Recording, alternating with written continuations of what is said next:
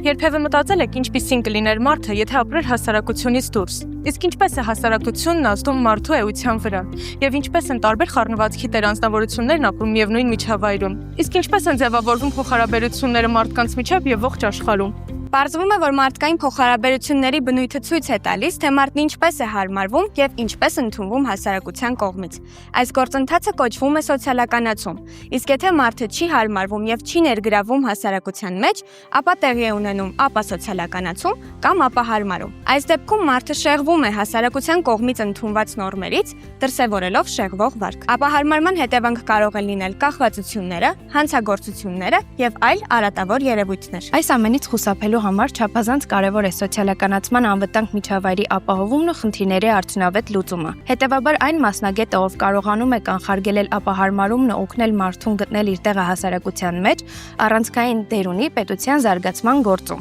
Իսկ ով է այդ մասնագետը։ Խոսքը սոցիալական մանկավարժի մասին է, սա չափազանց հետաքրքիր մասնագիտություն է։ Սոցիալական մանկավարժը տիրապետում է այն մեթոդներին ու տեխնոլոգիաներին, որոնց միջոցով կարող է բացահայտել սոցիալականացման ընթացքում առաջացած խնդիրները դեռևս մանկության տարիներից եւ տալ դրանց լուծումները։ Այս ամբողջ գործիքակազմը կիրառում եւ մեզ դասավանդում են Երևանի պետական համալսարանի, մանկավարժության եւ կրթության զարգացման կենտրոնի, սոցիալական մանկավարժություն կրթական ծրագրի, բանիմաց եւ փորձառու մասնագետները։ Մենք ուսումնասիրում ենք ուսումնական դասընթացներ, որոնց շնորհիվ ձեռք ենք բերում մի շարք գիտելիքներ, կարողություններ եւ հմտություններ։ Մեր կրթությունը համապատասխանում է միջազգային չափորոշիչներին, իսկ դասավանդվող առարկայացանկը մշտապես արդիականացվում է։ Մասնագիտական գիտելիքներից բացի մենք ունենք նաև հագեցած ուսանողական կյանք, որն ապահովում են կառույցներ ուսանողական գիտական ընկերությունը եւ ուսանողական խորհուրդը։ Իսկ որտեղ կարող է աշխատել սոցիալական մանկավարժը։ Նա կարող է աշխատել բոլոր այն կառույցներում, որտեղ կարող են լինել սոցիալականացման խնդիրներ ունեցող երեխաներ եւ դեռահասներ։